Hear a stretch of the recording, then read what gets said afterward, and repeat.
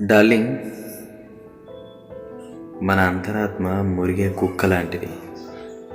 నువ్వు తప్పు చేసినా ఎదుటివాడు తప్పు చేసినా విభేదిస్తూనే ఉంటుంది. తప్పులు అందరూ చేస్తూనే ఉంటారు. తప్పించుకు తిరిగేవాడికి మంచి రోజులు ఉన్నాయి ఈ కాలంలో. నీ రోజు వచ్చినప్పుడు ఎవ్వడూ తప్పించుకోలేడు.